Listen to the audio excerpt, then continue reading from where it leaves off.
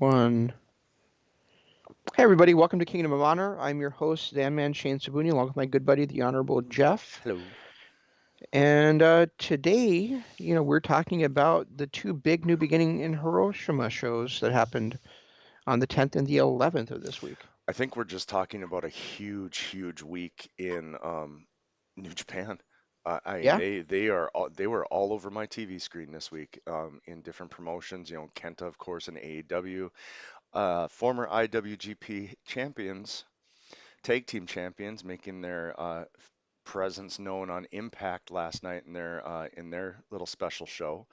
You had Private Party challenging the Good Brothers, and then of course two of their own big shows. So I mean they are absolutely on fire right now.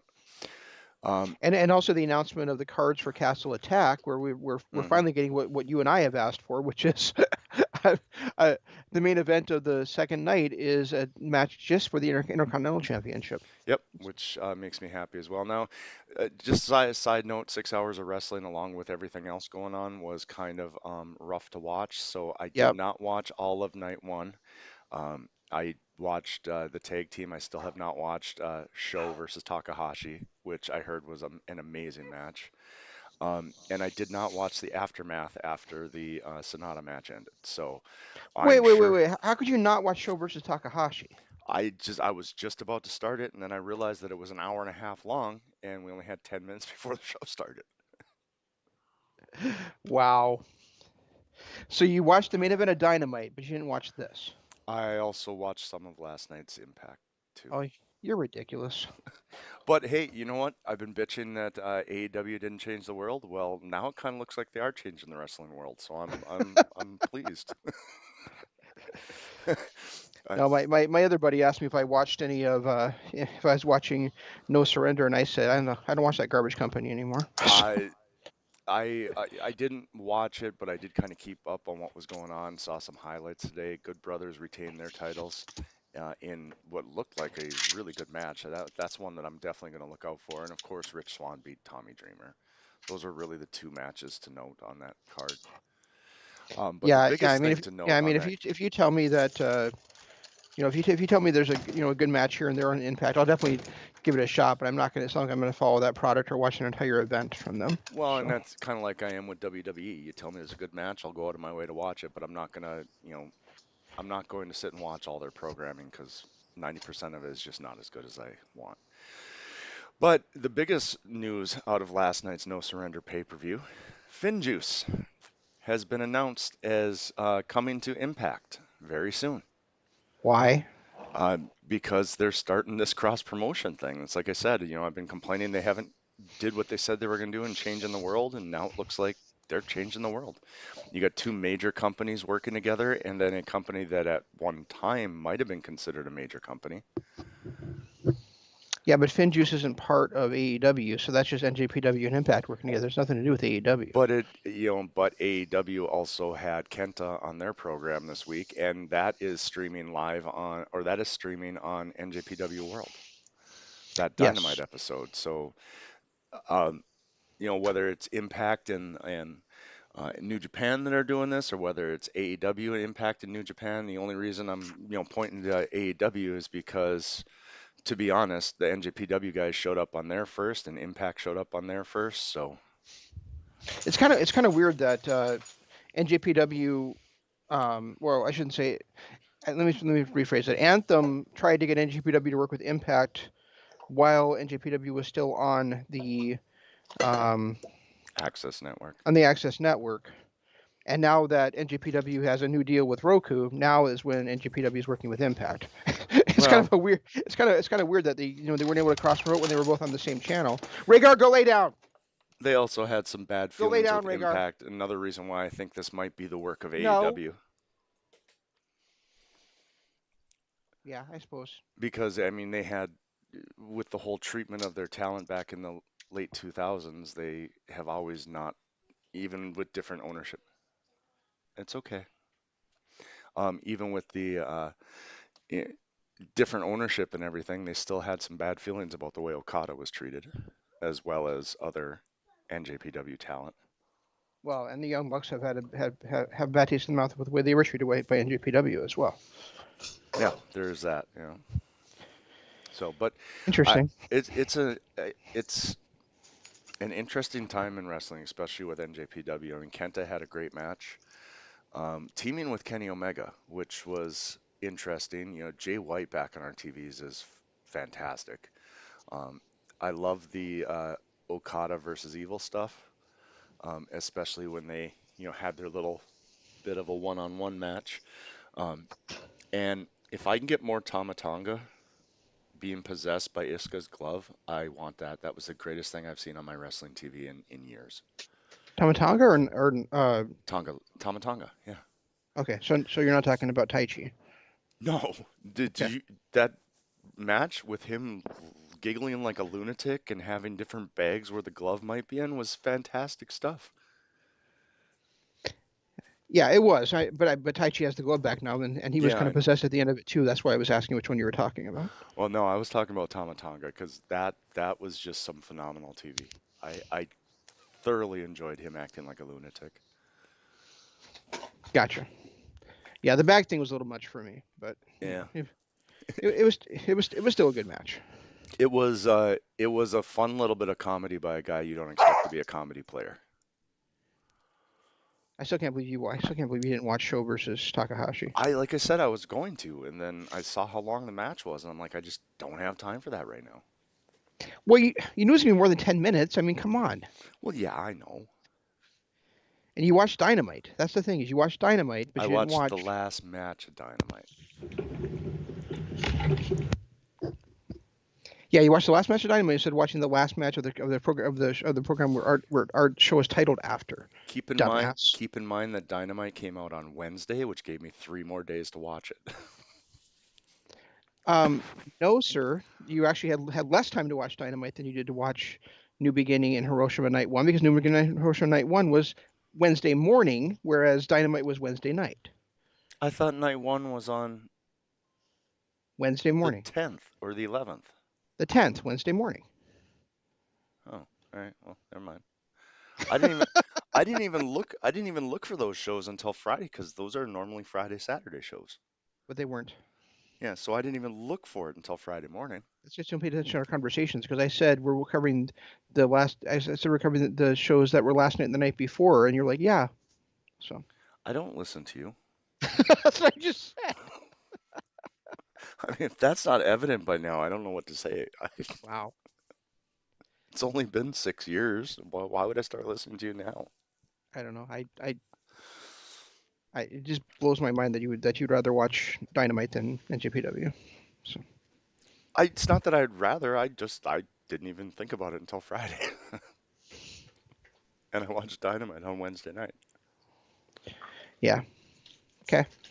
So Whatever. yeah,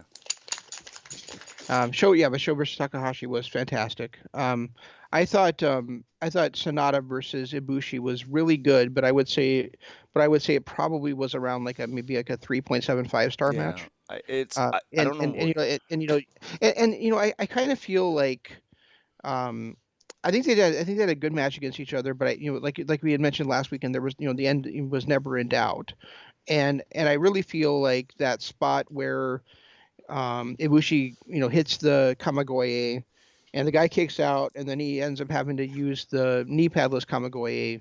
Should only be saved for like the really biggest matches, Well, and I don't think it was necessary in this one.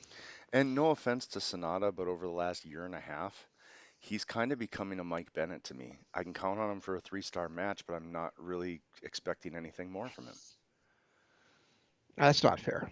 That's the truth. I mean, his lackluster performance against He's he, Evil. he's had 5 star matches against Tanahashi, Naito, and Ibushi all in the last and Okada, all in the last couple of years. So I mean, In it's the not last fair. couple of years, I'm saying within the last year or so, he's become that kind of guy that I'm not counting on to deliver that 5-star performance anymore. And I said he's becoming, not that he is. Okay. But it's because good job. He's had some performances that should have been fantastic that ended up being laying an egg, like his grudge match against Evil at Wrestle Kingdom. This one last against Coda were two that I pointed to, saying these should have been standout moments by Sonata. And we've talked ad nauseum about how that grudge match was only Evil who was in a grudge match, and then Hmm. last night was really or the match I watched last night, this against Coda, was really a letdown to me. Yeah, I wouldn't say it was a letdown. I thought it was, like I said, I thought it was really good. It just wasn't a 5-star performance, but by either guy, really, not just by Sonata. No, no, So. but that's what I'm saying is if, lately to me, Sonata is becoming that guy that's going to be a good hand, but not that top-notch performer. Right. I mean, and like I said, like we talked about, a couple weeks ago, they're kind of in a tricky spot with him because he is so popular with that NJPW crowd. Hmm. And they so they kind of have to keep him, heated up, but at the same time, he's never going to be one of the top guys for that promotion. Yeah, which is unfortunate because he's been a favorite of mine for years. Yeah. Yeah, Um, mine too. I really, but I, but I think if the Intercontinental title gets separated out, that's really a good spot for him to be is in that Intercontinental title mix. okay, You know. yeah. Well, yeah, I mean that's the perfect spot for him because that's his level right now. Yeah. And I could see him as a workman champion, but not. He's just, and maybe it's because I was still so let down about the half a grudge match that we saw, where we thought we were going to get something great because of his whole fire performance, a couple of days before that. Hmm. But that was probably my biggest Sonata letdown moment was that Yeah. match. Yeah. I think, and again, that's something that I think I agree with you on, but I also think if there had been better, promos and promotion of it that way, it would have been, we would have liked it better. Yeah, it's Like, possible. Yeah. if we'd seen something where, instead of just the announcer saying, well, Sonata wants to wrestle this his match, if we had seen something from Sonata that was translated where he's saying, Evil, I'm not going to let you change me. I'm not going to let you, um, turn me into a brawler. I'm going to beat you my way. I'm going Right. to beat you by my technical skill. That would have been different because I think if we'd seen same kind of thing from like, say, Shawn Michaels versus or I'm sorry, Bret Hart versus Steve Austin, or Shawn Michaels versus Steve Austin, or AJ Styles versus Samoa Joe, we would have liked it in that if that were the case. Whereas I just don't think we got that. That's where New Japan, kind of, I wouldn't say fails us, but where we are kind of not really on the inside able to see that kind of stuff because we don't speak the language. You Well, know. and the most famous example of how to do it the right way was, the most famous double turn match in history, Brett versus Austin. Um, you Yeah, know, but that did let Brett change. But Brett did let that change him. but he did and he didn't. I mean, he still wrestled his match. He just had some passion in there that, was uncommon for Brett, and that's kind of the same way with Sonata. If he'd had a little bit of passion in that match, it would have been a completely different story. Yeah. Rhaegar. Sorry. Good job. Good job. Almost done.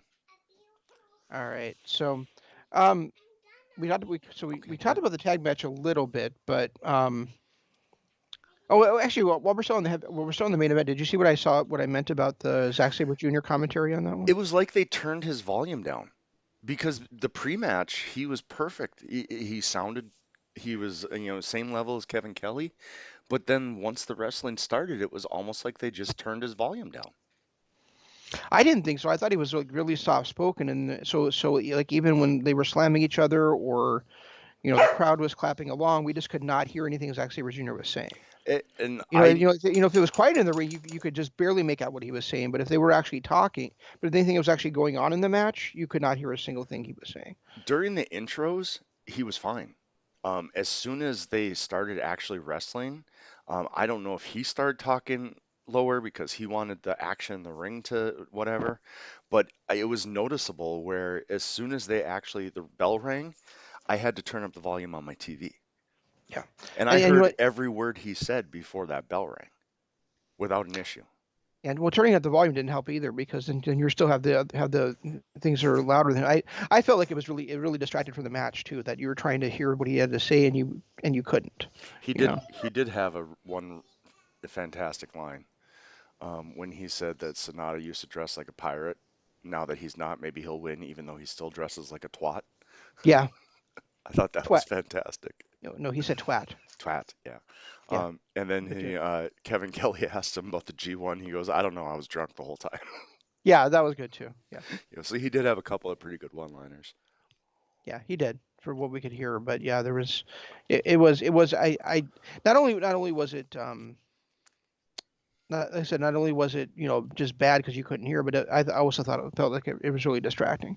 So Yeah, I mean, when you're yeah, struggling to hear what the commentator's saying, that's one of the problems I always had before they had English commentary too, was that we're focused so much on what the announcers were saying that it took away from the quality of the match, which is why most of the time I just muted my TV.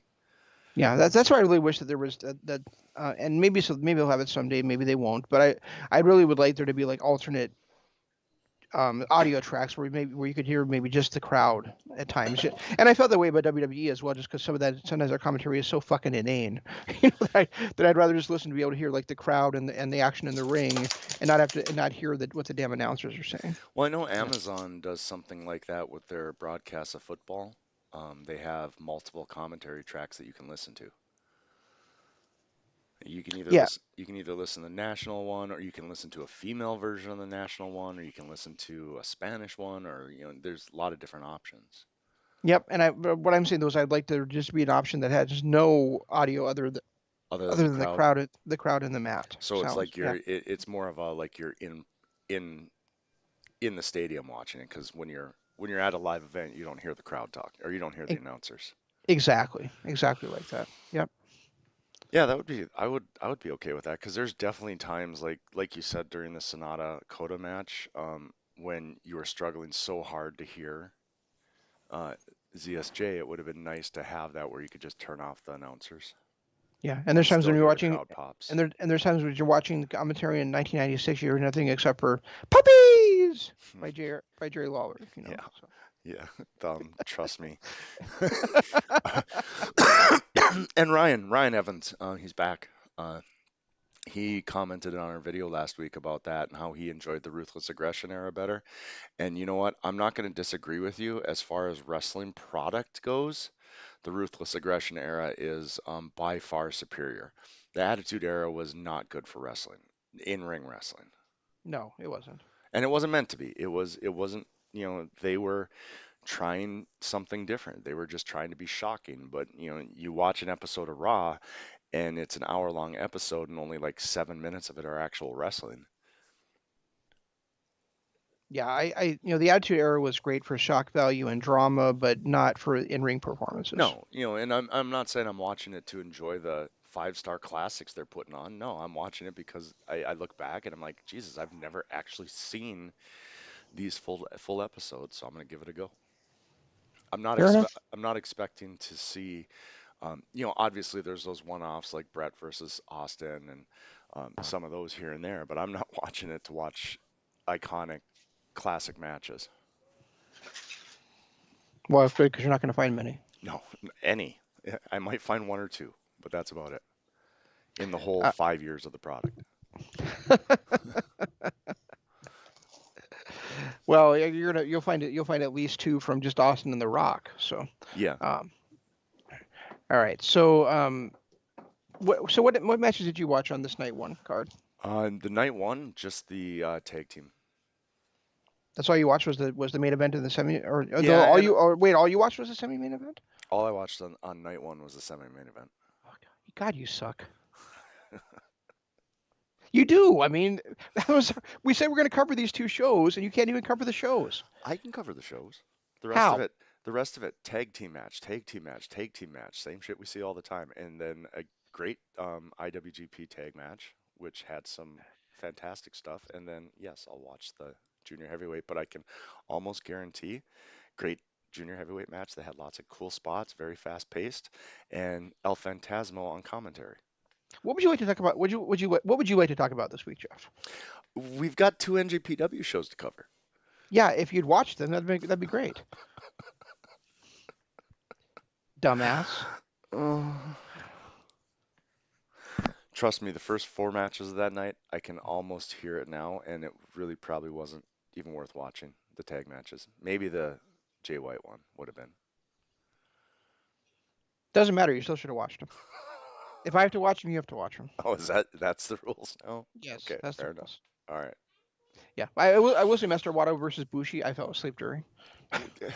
Exactly. And I probably wouldn't have watched that match anyway, because I am really not digging this Master Wato character. It was actually, but that opening match on night one, even though it was the Young Lions um, versus Suzuki-gun, it was still a lot of fun to watch to see the Young Lions trying to get their best shots in on Suzuki, Yeah, and then him finally torturing Uemura for the finish. yeah, I did see their variation of it on night two, Hmm. without Minoru Suzuki, and I'm impressed with those young lions. I really am. Those three are impressive to watch. They're going to be Yeah, really good. you kind of wonder though, like how long are they going to actually have to be Young Lions for? Because I mean, really at this point, at least Uemura and Suji, would normally have been on excursion. Right, but You they know, can't because of right. current environment. So, Right. So I mean, at some point, are they just going to promote them? And if so, like, where would they go? Because I mean, really, it's kind of a stacked roster right now. I don't know where they would fit them in. It's kind of crazy. I think they're just going to have to continue their young lion story for a little while until they can send them off on excursion. Yeah, which might be next year sometime. One guy that I really wish would go back on excursion is Master Watto.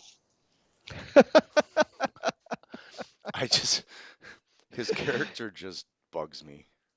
He's got to get some reps in though. His character's already changed since he came in. That is true. Yeah, he's a completely different guy than he was when he first started.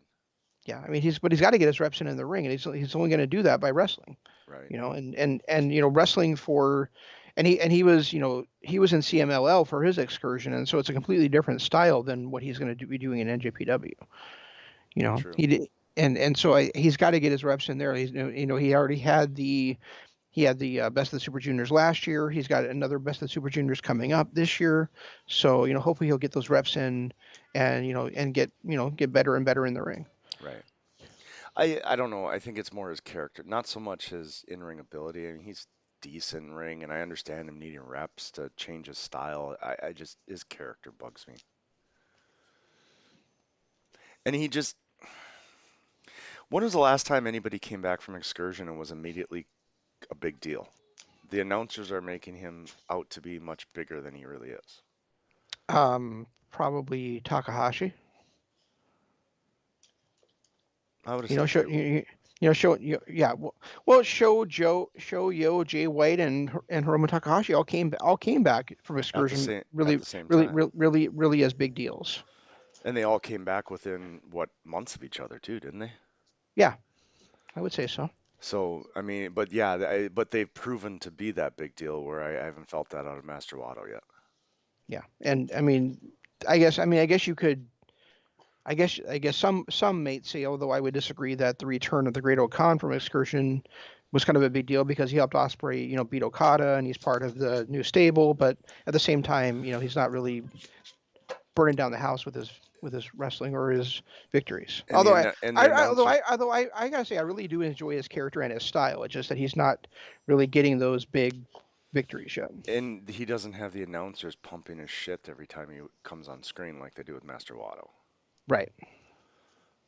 That's true too. And I think that's kind of where it's the way that the announcers are talking about, well, Kevin Kelly is talking about Master Wato. It's like he's going to be the next IWGP heavyweight champion. Just the way that he's selling him every time he's on screen. Yeah. Well, just so you know, like one reason why the match you thought was too long for you to watch was so long is because of the aftermath, not just Oh because of yeah, the yeah, itself. I know Elephant, and I really want to see that because El Phantasmo and his shenanigans. Yeah. Yep. Yep. Yep.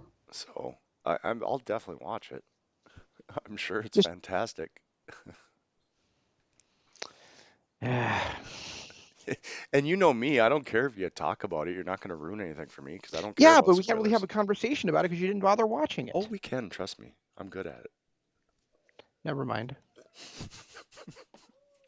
Can you tell I'm kind of disgusted? Yeah, I can tell. All right. I can tell.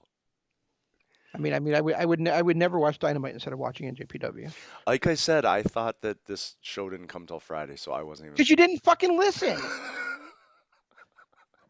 There's no excuse for that. You could have just looked at the website and said, "Oh, where are these shows coming on? Oh yeah, they're Wednesday and Thursday. I guess I'll watch them." Fair point. That's a fair point. Of course, it's a fair point. I said it. So, so what did you watch on night two? All of it. You watched all of night two Yes. and one match on night one. What That sense does because that make? well, because I clicked the wrong one first and realized about halfway through that that was technically night two. Te- Um, technically, technically night two, not actually night two. but There's some other way to look at it besides it being night one and night two. So it's I was technically halfway. night two. By that point, I was halfway through it, so I figured, you know what? I'll just finish watching this one. All right, fair enough. So, yes, So, that so now see, this would have been the night where I would have said it's tag match after tag match. Never mind. which it was, but it was actually I didn't have issues with the tag matches. I mean, I did for some of them, but also not for all of them. I did like the way that the Okada evil stuff degraded into a one-on-one match. That was Yeah, fun. Um, eventually. Yeah. I did enjoy the little bit of one-on-one that we did get from them. I just wish that maybe we'd gotten a little more before Douche Knuckle intervened. Yeah. You know, I I'm trying to think the best way to say it. Like I really don't like them kind of doing these two cards like back to back where one night they've got, you know, a lot of, singles matches and tag matches, and then they've got, the main event, and then the next night they've got the world championship as the main event. So it almost feels like they just kind of mail everything in and have a whole bunch of six-man tags. And I think if they had not done this here, I would have been able to enjoy the match for the actual six man tag team championships more. Even though it was a great match, with Ishii, Goto, and Yoshihashi defending against the Girls of Destiny and Jay White, it was a great match regardless. But I could have enjoyed it even more if I hadn't already sat through three or four other six man tags that night. That's a fair point. That's a very fair point. The one thing that I did, and we said that about Wrestle Kingdom too. It's night two just felt like filler to get to that main event. Yeah, yeah. And And and this entire card felt like filler, really. it's been Uh, other that. other than the last two, other than I guess the last three matches didn't. But did we really need three six man tags before we got to the Evil Yano, Dick Togo, and Okada match? Yeah, and did we really need to see a different variation? Do we really need to see the Young Lions versus Suzuki again, Goon again, just this time without Minoru? No, no, we didn't. So I agree, and I've been noticing that. When they did their stuff last year, they had a much bigger roster, so they were able to do Wrestle Kingdom on 2 nights. This year with the shortened roster, because everybody's overseas, they really should have only done a one-night Wrestle Kingdom, and these shows should only be one night and make them a little bit It's bigger of a deal. um. I, on a meta level, I agree with you, but I also have to look at the facts that they also, weren't able to get 40 to 50,000 people in a stadium for one night of Wrestle Kingdom. True. So it made sense for them to do 2 nights there, so they could try to get, that much total between the 2 nights. And they came close. It was like 20,000 each night or something, right? Yeah. So they came close to getting that 50,000 that they would have normally gotten on a regular year for a one night event. So I mean, a Wrestle ideal Kingdom on a I regular ideal year, isn't it more like 70 to 80,000? no, they don't get up that high anymore. They did at one point, but not anymore. Okay. I really would like them to go back to just having one night of Wrestle Kingdom, but I think this year it made sense for them to do two. If they keep doing it going forward, I'm not going to be so forgiving of it, just because Like, I do think it was special for them to do it last year. I think this year it was kind of a necessity, financially. financially. This year, if they keep doing it going forward, then I think they're just doing it to do it. Well, like you said, last year it made sense because of the double gold. Um, this year it just was, to me it was pointless, but yeah, I guess I get the financial aspect of it. Yeah, I just really don't want them to see them keep doing it going forward because then the novelty's worn off and it just feels like I said, they're doing it just to do it and they're dragging things out. Whereas they could have like one night of just a phenomenal wrestling card like they've had for so many years, rather than having two nights where neither of them feels really special. Well, and the thing was, the main reason why I was okay with it initially was because I didn't want to have to sit through a 7 to 8 hour broadcast, and that's what they were becoming. But then they still went out and had 2 5 hour broadcasts, so they actually took up 10 hours of our time as opposed to only 8, and broke it up between 2 nights. Yeah, I mean, at least when WWE did it with WrestleMania, it was really like 3.5 hours each night rather than 5 hours each night. Right. Yeah. So I mean So, that. So I mean, so there you go, WWE fans. I'm actually praising WWE for doing something better than NJPW did. which Happy? is which is such a rarity these days. Like, guys, mark this down, write it on your calendar, save this, and then next time he says that WWE doesn't do shit right, then you can point to this moment. Yeah. Well, I'll also like completely like revamp it by saying that as bad as the Rombo was on night one of Wrestle Kingdom, it was still better than the fucking Royal Rumble this year. All right, So fair enough. That is that one I'll definitely give you. That is true. God, that was such a bad Rumble this year. yes, yes, it was. And I'm talking specifically of the male one. So I'm talking all of it. I know you. I mean, that night one at Wrestle Kingdom, everything on that or that one match was better than everything that they did on this Rumble. Yeah. I thought that tag match between we touched on it briefly already, but Yano and Okada versus Dick Togo and Evil, I thought that was just outstanding. I mean, Yeah, I did too. it was like a 1 minute and 27-second match, but I thought it was just great that Evil was like, "Nah, fuck you, Okada. You're still not getting a singles match with me. I'm Right. just gonna beat the. You're not gonna get a chance to beat me. I was gonna beat the shit out of you." Yeah, I loved it. That whole thing, and then even the ending when Yano got the low blow, Yep. um, or not Yano, when Evil gave Togo. the low blow to Yano, Yeah. and Kevin Kelly just briefly started to do his little bit about how the monitor went out, and then he realized that it was Evil that did it. He stopped mid-sentence. Yeah. That was pretty funny to me too. Yeah. That's. I gotta say that's one thing that continues to irritate me with that Kevin Kelly is that whole monitors going out thing. Oh, You know. it's a fun little bit. Like the No, it's not. nobody kicks out of the um I can't think of the name of the match or move now. Falcon Arrow. Yeah, nobody kicks out of the Falcon Arrow. Yeah. It's kind of that one little insider bit that is still as fun to me. If you say so. It bugs me that it's always bugged me when announcers like make excuses for the good guys like McMahon always did for Hogan, you Oh, know, like yeah. and I don't see how Yano's a good guy. And speaking, well, he never was a good guy. He just became a good guy because Chaos became good. He Right, and I'm not talking about personally. I mean, I'm sure I've heard like he's a really fun guy to hang around with. He's a great dad. He's all that kind of stuff. But as a character, I just hate him. Oh yeah, I'm not a big fan of those comedy characters. Yeah, When they're in small dosages, like I didn't mind. I really enjoy Orange Cassidy because his comedy character is a small dose. He actually goes out there and performs throughout the match, where Yano just does his same 5 or 6 spots, right. and it's all comedy spots. It is, and I'm really hoping that Chase Owens takes that title away from him at Castle Attack. Yeah, what was the stipulation? I saw that Chase was the one who gave us the stipulation for that. Oh, did he? Okay, let me take a look. I didn't see the stipulation. All I saw was the matches on for the night one of Castle Attack. Let's see.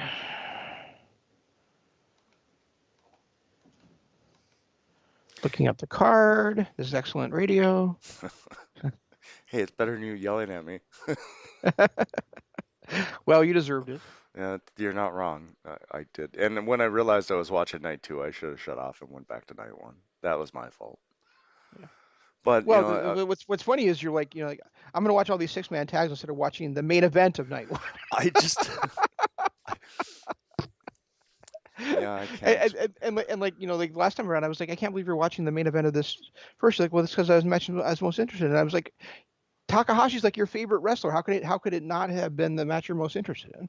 So anyway, um, yeah, it doesn't say the stipulation. It just says that Yano's defending the provisional KOPW 2021 championship against Chase Owens. Okay, I know. I think I saw it on Twitter where Chase had a stipulation in mind or something like that. Let's do a blindfold match. Let's do a match where Yano's not allowed to be a comedy character.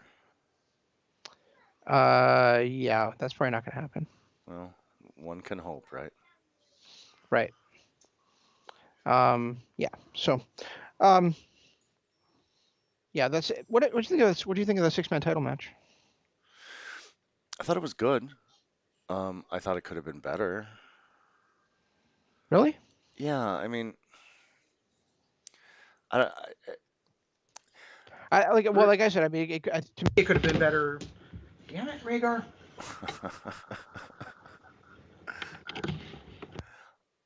I To me, it could have been better if there hadn't been so many six-man tags on that night. that But other than that, I mean, I thought the match itself was outstanding. yeah, I mean it for I- I'm remember how big a deal Yoshihashi was last year when he came For the back from for the last his couple of for the last couple of months, yeah. yeah, when he came back the fact that he's just back to Yoshihashi again, I think is what's bugging me. I really liked the way that they were kind of pushing him. Not and without pushing him. I mean, it's not like he was going to be the IWGP heavyweight title holder anytime soon, but he actually seemed like he was somebody important. And now he's just back to being Yoshihashi again. You didn't feel like he wrestled like he was important in this match? I did. I see, and I didn't Okay. feel that. I mean, I didn't feel like he was the big deal that they were making him towards the end of last year, especially after his injury. He's even the one that got the victory, and now that he's issued a challenge, him and Goto against Tamatanga and Tangaloa for the tag titles. So I Yeah, mean, he had the big lariat. He got the pinfall. I mean, I I thought they get. made him. I thought they made him a big deal in this Yeah, match. and now when you say it that way, yeah, yeah. I'm from the in-ring standpoint, yeah, they did. I guess I'm just looking back at the way that, like I said with Master Wato, the way they Hmm. blow him up on the announce team, I didn't feel that out of Yoshihashi, like they've done with him for the past 3, 4 months. Okay, well, yeah, that I can agree with. I mean, I do still think that he's kind of a bigger deal than he's ever been. That is true, and now Yeah. that you point that out, his in-ring work was that big deal stuff that I was looking for. But I didn't. I guess when I was watching it, not live on tape delay, I didn't notice it that way. But yeah, his in-ring stuff was his. The announce team wasn't. And I think that him and if he and Yoshihashi, or if I'm sorry, if he and Goto, would become a permanent tag team, I'd be down with that. I mean, Goto was kind of driftless without the never openweight championship, and I shouldn't say driftless. He's drifting directionless, I should say, without the never openweight championship. And the Yoshihashi's always kind of been in that boat. But if they become serious contenders for those tag titles, um, and we've got another new real tag team in NJPW, I'd be happy about that. Yeah, considering there's only really two tag teams over the last couple of months that they focused on, God and Dangerous Techers. Right. I mean, every time, always at the end of the year, all these tag teams arrive, show up out of nowhere. But, Yeah, for you World know, Tag League. exactly for World Tag League, and then they kind of all just go back to the back burner. And then we focus on the two tag teams. Right. Did you hear Callis's promo where he was talking about I'm trying to remember how he worded it, but it was after Dynamite. It was on there that podcast, whatever. He cut a Then no, I promo. didn't. He cut a promo talking to Jay White and how because Jay White called him out, said there's only one real Bullet Club and this is the real era and all that stuff. And Right. his promo was about how, the brothers left and opened the door for some mid-carders to get some spotlight, and he knows that they're doing wonderful. He just doesn't know their names yet. He's like, I know you guys are doing fantastic over there. I just, I can't remember your names at the moment. And then he said that uh, they're going to do their best in America to get the Bullet Club's merchandise back in the top 14 on Pro Wrestling Tees. It was just, it was such a backhanded Don Callis diplomatic, type of thing that it was fantastic interview. Yeah, that's funny. Yeah, I mean, but he's not wrong. I mean, you used to go into like Hot Topic, and you'd see all these Bullet Club shirts, Mhm. and they're just not there anymore because they're the guys that made it popular are just not Are there. all in Yeah. AEW now. Right. Or Um, or impact. well, and he's also not wrong because all the main eventers and all the big names were the guys that left left to go to AEW. You had the Bucks, you had Cody, you had Kenny, you had Hangman Page. Those were the big draws of Bullet Club, and then they all left. Yep. And Yep. so, and not saying that Jay White isn't on their level and wouldn't have been on their level by this time anyway, but he benefited from Kenny and those guys not being there. Speaking of Hangman Page, I kind of rolled my eyes thinking, "Oh, great, we're getting a Hangman versus Hardy feud." But then when that contract came out, and then Hangman switched it around on Dynamite, I was like, "Okay, this is interesting." I didn't see that. Why didn't I not see that? Was that this week? Yeah, you said you watched Dynamite. How did I you not said I see it? watched the main event. No, you said you watched Dynamite. You said you watched Dynamite on Wednesday night. I said I watched the main event. I told No, you you ahead of time I was didn't. going to watch the main event. The only thing I watched Yes. was the damn main event Okay, well that I didn't. because it That I, involved Kenta. well, how did you only watch the main event if you watched it Wednesday night? Started the show at 8:30. Okay, well, last week on Dynamite, Hardy and Page won that match, right? Page Right. hit the buckshot lariat. Hardy tagged in and covered the guy right away.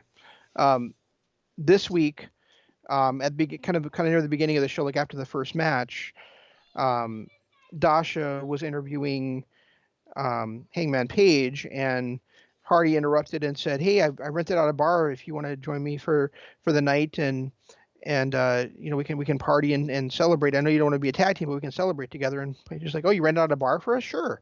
So then, they're in the bar, and actually, as he was leaving, he like crossed paths with the Dark Order, and he's like, and it was kind of like an awkward thing where they were like passing each other and kind of saying goodbye and stuff. And John Silver was like, mad at himself for the way for like what he said. He's like, "Catch you on the flip," and he's like, "Catch you on the flip? That was dumb." Anyway, like later, like probably like right before you started watching, if you turned it on to 8:30, because it was shortly after, it was actually right after the inner circle drama, um, With Sammy quitting.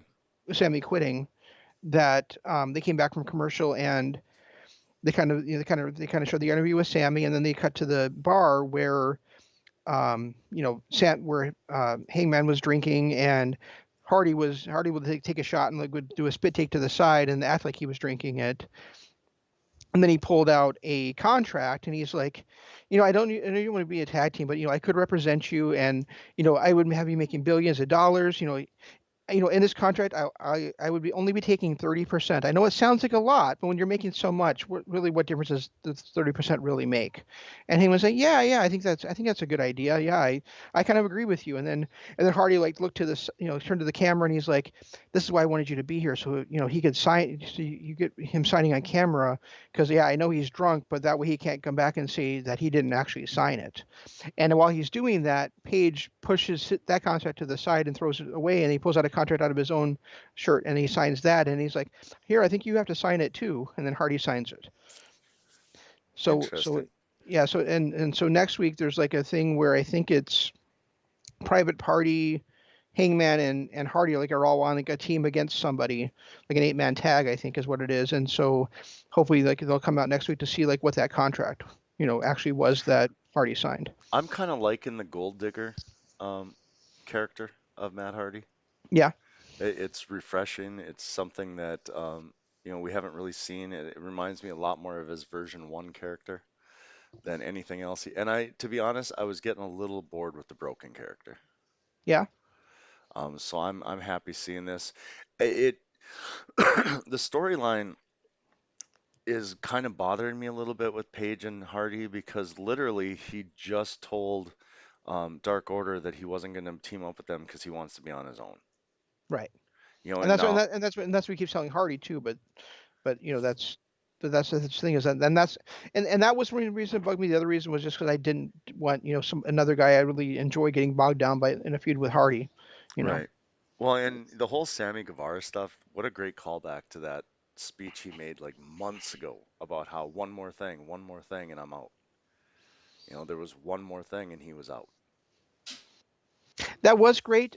Other than it also reminded us that oh yeah, this has been going on for over 2 months now. Yeah, that's a good point. It is, I mean, it's interesting that Sammy left and went down the face tunnel. You know, what are they going to do with him? I don't, how's he going to be as a face? I don't think I've ever seen him as a face Oh, I don't think he's going to be a face. I think what you were saying last week on the show is actually going to end up being dead right. That he's still inclusion with with MJF on. MJF. Yeah. Yeah, Um, just to get rid of Jericho. But yeah, if you think about it, if he does go back to, you know, maybe a tweener or something, I want him to go back to his Mr. Money's Worth gimmick I'd be fine with that. because that was one of my favorite gimmicks, and I was sad when they decided not to go that direction. Yeah, the Spanish God does not sound anywhere near as good as Mr. Mr. Money's Worth. Yeah. And his whole spiel was, doesn't matter where you put me on the card, you're always going to get your money's worth. Yep. You know, it was just a great gimmick, great promos out of it. Loved it.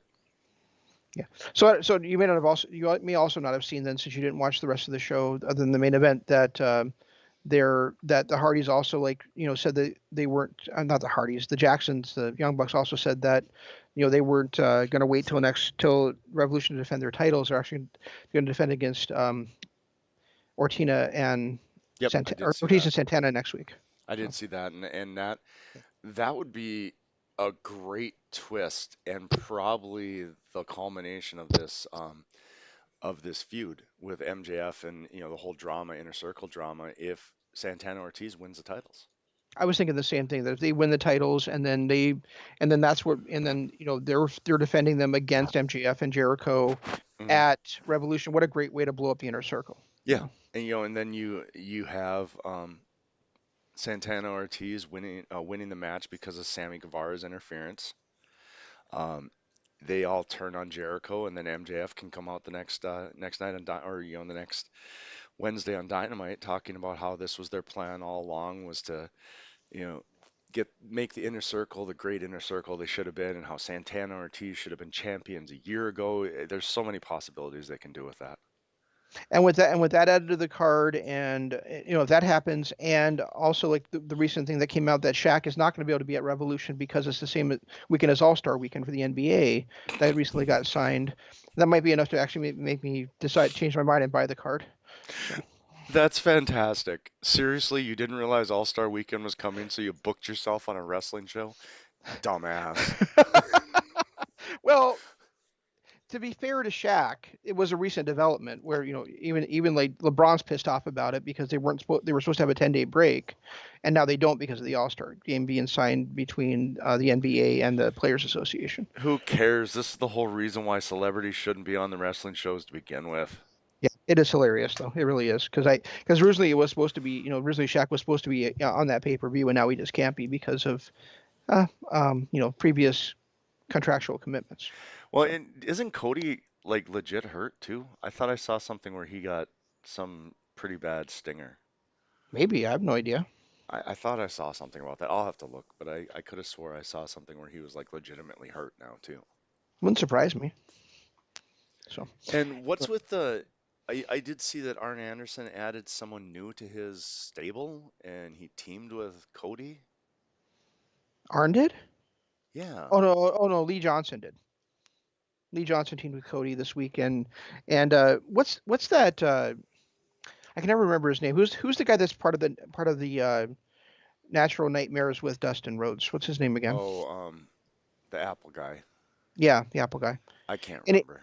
anyway, like he was in the background while Lee Johnson was talking about he finally got a victory. He actually got the roll up win in that match for he and Cody, and he was talking about how Cody and um, and Dustin and I think it was DDP and even Brandy, um, were responsible for this, and they're the only ones that are responsible. And that guy was in the background going, and he was like looking at him like, "What the fuck?"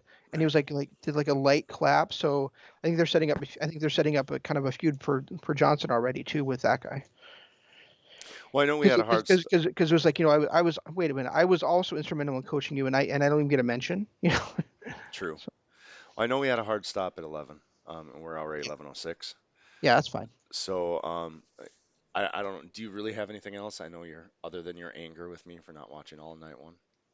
No, I mean I'm over it. I mean All right. I think it's ridiculous, but Yeah, well, yeah, and I when I saw that, because I really did want to watch that Takahashi show match, um, but when I realized I was watching night two, I was like, oh, I got plenty of time to get all this in, yeah, and I do think next time they do a card, the cards set up this way, I might just look at this and go, okay, I'm not going to watch 6 hours where you know half of it is six 6-man man tags or tags. 10-man tags where I might just like pick and choose a match here and there to watch just because it's kind of overwhelming. Well, You know. like the Jay White match, if he's in a 6-man tag, I'm watching that 6-man tag. It's just gonna happen. Um, Yeah, but you necessarily wouldn't have needed to watch the 10-man tag. He was in the night before that. no, no, probably not. But all right, so guys, if you're listening to us on YouTube, hit the like button, subscribe button, ring the notification bell. More than likely, you'll get Shane yelling at me again next week, so that'll be fun. Um, and I also, I have no idea what we're even covering next week. I mean, we had the takeover show tonight, so I mean maybe that was something we could watch and cover. But otherwise, I have no idea. yeah, and I mean, I don't know who's even on the Takeover show. I know there's some the way stuff gonna happen, obviously. Well, actually, it's the first takeover in a long time that doesn't have a single match on it featuring a member of Undisputed Era. Really, But the main event is Balor versus Pete Dunne. that'll be a good match. Yeah, That'll enjoy. So and we got and MSK versus the Grizzled Young Veterans is the finals for the Dusty the Classic. Dusty Classic. That'll be another good. Okay, well, damn it. Now I definitely will watch this. Okay, cool. All right. And of course, if anything else comes up throughout the week, but also our Patreon, patreon.com/Kingdom of Honor. New stuff being added, lots of things going on there with some tier price reductions and stuff like that. So um, if you've been wanting to check out some of our exclusive shows or anything that we've done in the past, now is a good time to do that. And that's I don't know, I don't have anything else. No, I think that's all we've got. I also want to point out that we've also got Kushida versus Johnny Gargano for the North American Championship, and Io Shirai is defending her women's championship in a triple threat against Tony Storm and Mercedes Martinez as well. And So, speaking of which, Austin Theory has been phenomenal in the stuff I've seen with his little character as part of Johnny's group. oh, he is. Yeah, He's fantastic. Those two have really good chemistry together. They have a good little, bodyguard type of situation. It's just fun. yeah. I kind of like the way they interact. Yeah. Well, like on this last week's Dynamite, there's a meme going around where William Regal's making some announcement to the way, and Austin Theory's all excited about it, and he kind of hits the guy next to him, then turns around and realizes it's Kushida. Yeah, That's a funny little moment.